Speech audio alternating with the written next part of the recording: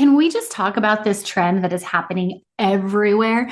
I'm talking about at dinner tables, on social media, and it's this discussion about perimenopause, menopause, cortisol levels, blood sugar levels.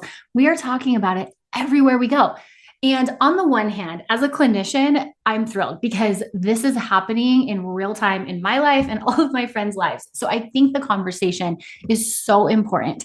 However, there is a piece of it. There's an undertone that is just like getting under my skin.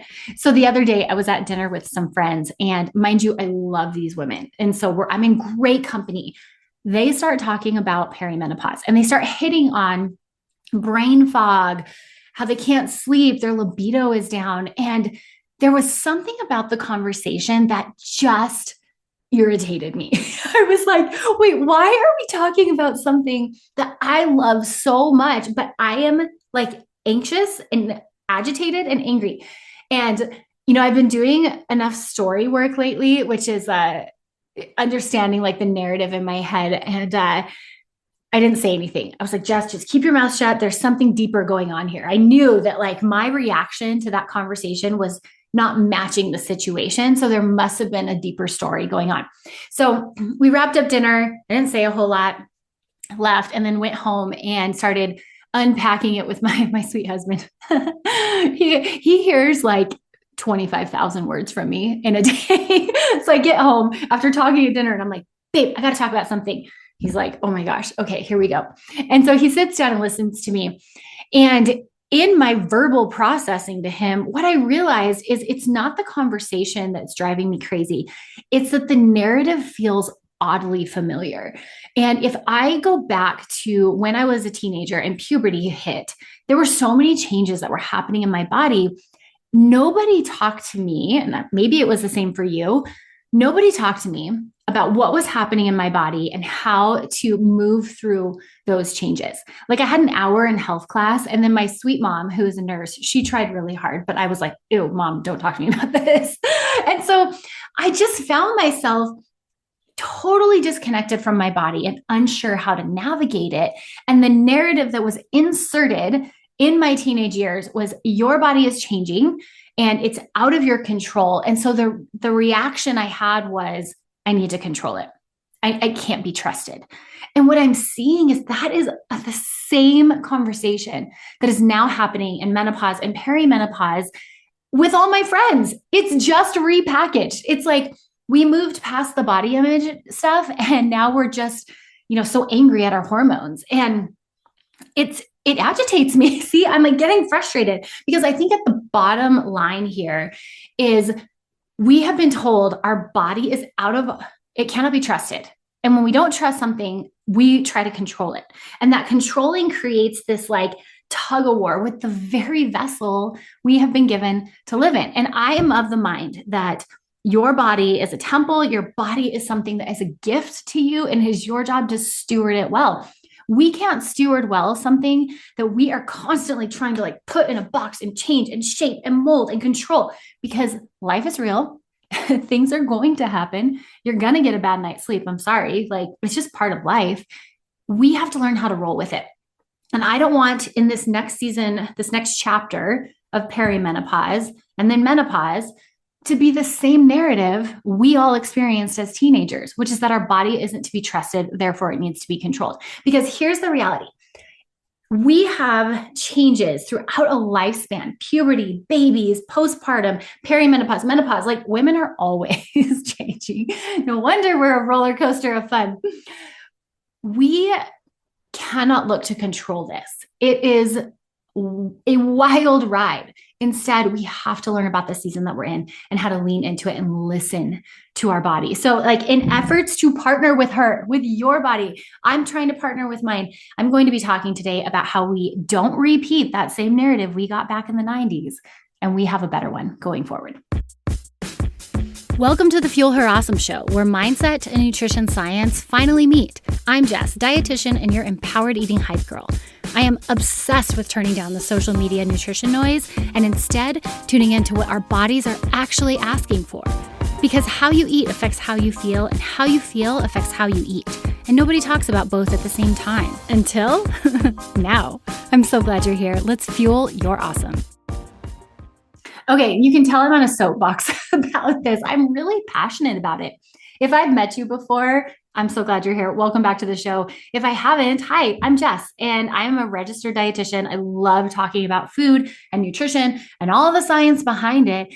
And at the same time, I am a totally normal mom who hates cooking. I'm too busy for my own good, and I like me some cookies. So we really balance both here, and we talk about empowered eating, how to partner with food so you can better fuel your life and actually feel good in the skin you walk around in. So if you're here new to the show or you've been here for a while, I'm so glad, but I have two really exciting things to tell you. So number one, I just had the pleasure of being on a TV show. It was so fun. I was interviewed by my friend Mike Gordon on the Perspective TV, which is a Christian-based TV show. It was a great conversation. And you know what I loved about it is that we got to talk about how nutrition fits into the faith conversation. And that is a conversation I just don't think we have enough of.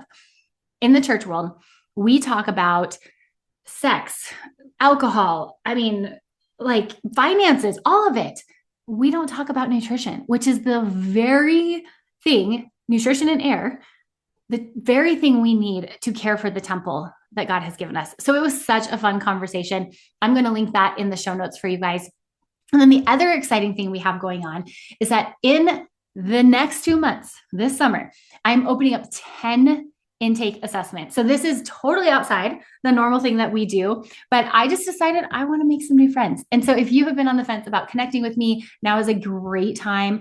Normally I only work with people inside my programs, but over the next couple of months, I will be meeting 10 new people. Hopefully one of them is you, where we can do a nutrition assessment. And here's the thing about those assessments, like here on the podcast, on our website and our resources, I do everything I can to give you this information that is very tangible and something you can take away. Like if you're on our mailing list, we just sent out a really awesome summer menu.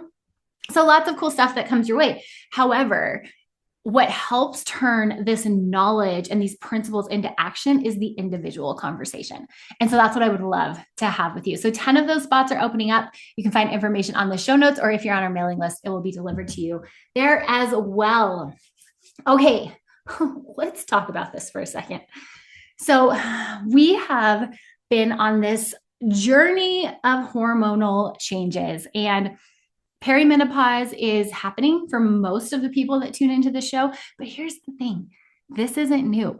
This is not a new thing within our body. We have been experiencing major hormonal shifts throughout an entire lifespan. Now, perimenopause, there are some specific things happening, but I just don't think it's that abnormal to us. So let's zoom out for a second. Puberty hit, and it hit hard. I don't know for you what it was like, but for me, it was a lot of acne. I was like, what is happening with all these zits, and I'm one of those, I like to pop them. So I was like scarring my face all the time. So satisfying. If you know, you know. But all these things were happening, all these changes, and nobody ever explained to me the cycle of female hormones. Instead, like I had mentioned, that narrative that your body is changing, it can't be trusted, therefore it needs to be controlled, started. Then we have young adult years where we get new jobs and we really usually change our activity levels, whether it's we stop playing sports, we have a desk job, maybe we have a more active job. Like usually there's a big shift in those young adult years. Then if you have babies, it's crazy. And then after that, there's that major drop, that dump in hormones postpartum that can set a lot of us up for postpartum depression. Now we have perimenopause, which is basically puberty in reverse. Like we're just going backwards. I'm getting acne now. And I'm going, don't pop it, Jess. Don't pop it. There's zit patches now, but it's like my inner 16-year-old's like, anyways, I could go on about that for a while. So, and then we got perimenopause, and then we have menopause. And the narrative tells us we are victim to this. And there's nothing farther from the truth. There really isn't. What I wish somebody would have told me when I was a teenager was, here is why your hunger increases. Here is why you have really big emotions in certain times of the month, and other times you're like cool as a cucumber. Here is why some girls have more breast development than you. Here is why you feel fatter the week before you start your period. Like, all of these things would have been really, really good to know. And so I guess the reason that perimenopause conversation at dinner bothered me so much was because I don't want to repeat what I didn't get in my teenage years. And if I were to repeat it, here's how the perimenopause years would go. I would think, oh my gosh, perimenopause is here. There's nothing I can do. I'm just getting acne. I don't sleep through the night. I have low libido. Brain fog is real. Like, this is just my life now. I guess I'll just go on hormones. In teenage years, it was get on birth control. And not that I'm against hormones or birth control, but I just think we're missing a huge part of the conversation. And that is actually understanding what's happening in our body. So instead of hearing in the perimenopause and menopausal years, instead of just hearing like, fix the belly fat, hack your hormones, manage cortisol, like, we really need to shift this conversation to what is happening inside my body and how do I need to recalibrate? I think that's the question. In my teenage years, there was such a big shift and my energy needs were dramatically higher.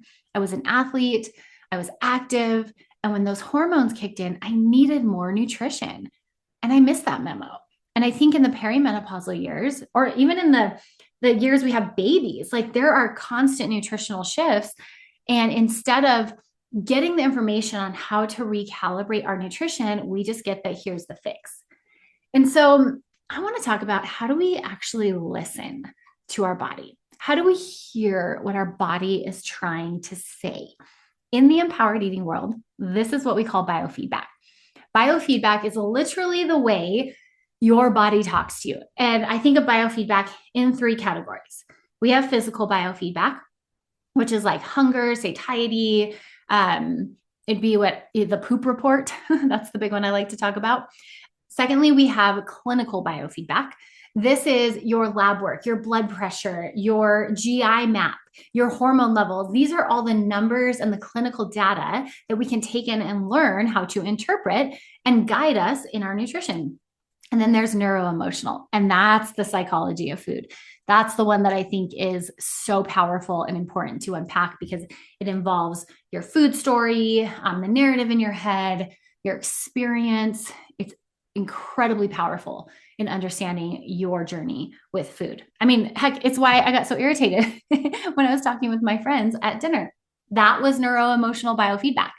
But here in the hormonal roller coaster that we are on, I think it's so important to hear biofeedback, because then the trick becomes, we stop looking at our body as the enemy and we start seeing it as a source of information. And when our body is telling us, hey, things are changing, and it starts to send us some alarms like acne, like changes in our bowel movement, changes in our sleep, that's just information. And it's great information, because it's letting us know, hey, we need attention and we need some fine-tunement. So how do we listen to our body? How do we actually tune into biofeedback? The first way we are going to start listening to our body and actually hearing biofeedback is we have to turn down the noise. We have to stop consuming so much nutrition information. On the one hand, we live in a great day and age. We are in an era of amazing nutrition science and research and access to tools that we've never had before. And it's incredible. But there is definitely paralysis by analysis happening, where we have so much information, we don't even know what to do. It is really hard to discern and listen to your own body when you're hearing 15 influencers, 7 podcasts, mom, Aunt Joe, little sister, all talk about what they think you should eat. One of the first things I love to ask the clients I get to work with is, what is your body actually telling you? What are your symptoms? And the first one is usually fatigue. And, I think fatigue is the symptom that like fatigue is to symptoms what anger is to emotion. But anger is a serious emotion. It's a real emotion. And it's usually a high level of emotion, like it's an easily accessed emotion that's indicating some other deeper emotions. Same thing with fatigue. Fatigue is a real symptom. However, it is typically a symptom that is easily explained or identified that is linked to other things happening. It might be gut health. It might be low iron. It might be low vitamin D. There's other things happening. So when somebody says it's fatigue, then I start to pull the string a little bit more. And I want to know what your symptoms are. So if you're sitting here and you're going like, yeah, I'm tired, what are your actual symptoms? What are your bowel movements? Are they healthy? Healthy bowel movements, I say shoot for 1 to 3 snakes a day. That's what we're going for. Anything outside of that is going to be constipated or loose stool, diarrhea. That's an indicator that we're not adequately absorbing the nutrition that we're taking in. A brain fog. Yeah, that is a symptom. What's happening? Is it a certain time of day? Is it after a bad night's sleep? Is it constant? Is it chronic? These are all things that your body is saying to you. But bottom line, we need to know what our symptoms are, not what everybody else's is. And sometimes that means actually turning down the noise and listing out our own symptoms. So that's number one. And I think the beauty of that is that when we can turn down the noise and start listening to our own body's biofeedback, our body starts becoming less of an enemy and more of a source of information. And this brings me to our main point number 2 in how we listen to our body's biofeedback. And it's that we have to build a foundation before interpreting those signals. This came to me. I was recently on a podcast summit. It's called the Burn Beautiful Podcast. If you follow me on Instagram, I will be sharing those details. But the host, her name's Nicole, she asked me a really good question. She said, Jess, how do you know when your body is like trying to tell you something or it's just poor planning? So for example, she said, when I get home at 3:00, sometimes I am craving a cookie. My body's like, I need sugar. And at face value, yes, I want to grab the cookie or the sugar or whatever. But if I zoom out, I actually didn't eat lunch and I have had very little protein that day. And so my body doesn't actually want sugar. It needs nutrition and it's just craving what's most readily accessible. And it was a really, really great question because it brings us to the second point. If we're going to tune in and listen to our body's biofeedback, we have to make sure we have some foundational pieces in place. So there's 3 foundational pieces: adequate fuel, hydration, and sleep. So let's break these down. Okay, so number 1 is adequate fuel. We have to be eating enough calories, enough protein, enough carbohydrates. And that's so important. I think oftentimes, like Nicole on the podcast was saying, she gets home at 3 and her body's telling her she needs sugar. And the reality is she may not need like straight sugar, but she needs blood sugar in her body because she hasn't eaten. Getting on a meal rhythm is so important because it lets the body, the nervous system know we are safe. And it helps us better interpret some of those cravings that pop up. So the question isn't oftentimes like, is this a hormonal problem? We first have to say, is this an underfueling problem? Underfueling calories, underfueling protein, underfueling carbohydrates. The second one is hydration. This one is huge. Every single metabolic reaction in your body is driven by fluid and electrolytes. And if we don't have enough of that, we are going to have some of our symptoms be off. And here's the thing about electrolytes. So you have electrolytes inside your cell and outside your cell. So when they're outside your cell, that's actually what's floating around in your blood. So if you ever go get your lab work done and you get your magnesium tested, you're testing your extracellular blood work or your extracellular electrolytes.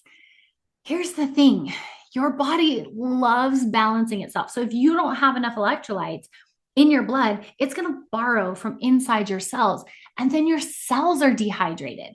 But you're not going to see that on a standard lab test. And so oftentimes what I'm finding is people say, well, I got my electrolytes tested and they're normal, but I ask them what they're drinking and are you taking in electrolytes? And they're not. And so I have the question, are your cells thirsty though? Are your cells dehydrated? So I think of like turning your cells from, there's a great dietitian, I'm forgetting, Dr. Heather Finley, she's amazing. But she always says, turn your cells from raisins to grapes. Like, let's just hydrate them. And we do that with fluid and electrolytes. And so this one is wonderful because, first of all, you can listen to your body. If you're peeing and your urine is darkly pigmented or odorous, you need more fluids. You need more water. If you think to yourself, when is the last time I had water? You need more water. And if you're feeling like, something might be off, I don't know if I'm getting enough electrolytes, add some. See how your body feels. And the cool thing about electrolytes is a quick fix, and then you can tune in and listen to how your body's feeling after that. The third is sleep. And this one is so, so important. Not because we're always going to get amazing sleep, but we have to think, am I evaluating my body's biofeedback through the lens of exhaustion? It's so important to think about this. And that one hits pretty hard because I think in the perimenopausal years, in the baby years, gosh, I mean, I've struggled with insomnia and poor sleep my whole life, not because I wouldn't even say it's because of hormones. They have an impact, but it's just because I'm a very high energy person. It's really hard to turn my brain off. And so sleep is challenging for me. I always say if I could have one superpower, it would be to not sleep. Do you know how much I could do in the night? Anyways, that's not a reality. That is not an option. And so when we have a poor night's sleep, we have to take the next day in that context. Am I evaluating this through the lens of fatigue? I'll never forget when I was pregnant with my second, I had this week where I was an emotional basket case. I mean, I remember sitting with clients and tears were welling up behind my eyes. I didn't even know why. I couldn't focus on my discussions. I was angry at my husband for everything. Well, you're breathing again and it's annoying. And I was like, something is wrong with me. These hormones have really hit a new level. And so I go to a therapist. I make an emergency therapist appointment. And she starts talking to me and she goes, Jess, how much sleep are you getting? And I was like, I don't know, not a lot. She does a little intake and realized I was extremely fatigued. And she goes, Jess, not that these emotions aren't real. Everything you're feeling is valid and it's real, but I think they're amplified because you're exhausted. And I think sometimes this happens with our biofeedback. We are really hungry, or we feel like we can't make it through the workout, or something in our body feels very extreme. And it's not that it's not a real piece of communication, but if we're looking at it through the lens of exhaustion, we have to consider the context and understand that it is likely amplified. So these are foundational.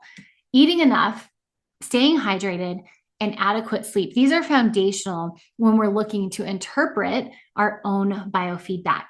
When we can start to take these two, when we can turn down the noise, lay some really solid nutrition foundation, and tune into our body, guys, it is amazing what starts to happen. And my favorite part about this empowered eating journey is that it really gives you a framework on how to live in the context of whatever hormonal season you are in, because your body is constantly feeding you this information. We just have to learn how to better understand and interpret it. So when you were a teenager, your body wasn't betraying you. It was just changing. You needed to recalibrate. When you were pregnant, your body wasn't betraying you. It was just changing and you needed to recalibrate. Now, in perimenopause and the menopausal years, your body is just changing and we may need to recalibrate. And that's a very normal thing. You're not broken, sister. We just have to better understand. So today, my takeaway for you is that one, let's go ahead and turn down the noise, get a list of what some of those symptoms are. What is your body actually telling you it needs help with? And in looking at those symptoms, have we laid the foundational nutrition pieces? Once we have those symptoms, then we can go to trusted sources and start to figure out what our body is actually asking for. Maybe she needs more attention in the gut health department. Maybe she needs some downtime. Maybe she needs to learn how to rest. I mean, so many women I work with, myself included, rest is more of a discipline than doing all of the things because we're so hyperactivated. But bottom line, your body is talking to you. And I am so excited for you to start listening. Turn down the noise on Instagram, turn up the noise on your body. Make sure you tune in, subscribe to the show, to the channel. We have so many cool things coming your way. And if you want to have a conversation about your body and its biofeedback, I would love to connect with you. I have 10 of those nutrition assessment spots open. All right, until next time, have an amazing day. Cheers and happy eating. That's a wrap. I'm so grateful you were here. If today's episode resonated, please leave a review and subscribe. It genuinely helps more women find the show. And when you're ready to dig deeper, snag my Why Am I So Tired? How to Eat to Energize guide. It's a quick nutrition self-check and a full week of energy-boosting menus built right in. Find the link in the show notes. Empowered eating isn't a diet. It's a way of coming home to yourself, one meal at a time. Until next time, keep listening to your body. It knows more than you think.